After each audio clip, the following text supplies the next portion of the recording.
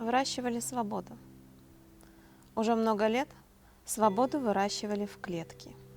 Ее вывели опытным путем, и получилась она немного хиленькая, да и свежего воздуха в клетке не хватало.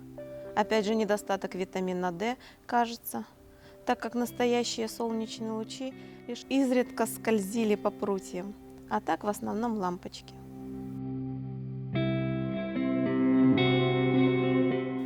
Я выбираю этот серый, приунывший город с пластикой окон вместо благородных морщин вокруг мудрых глаз.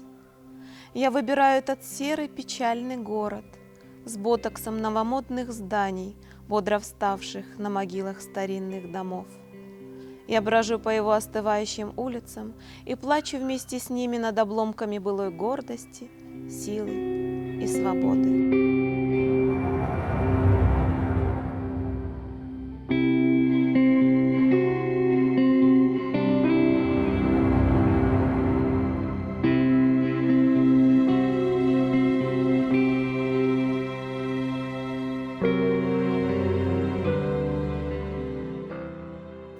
Соңғы вақыт өзіңіз білесіз, біз әрбір имканнен пайдаламаға тырышамыз.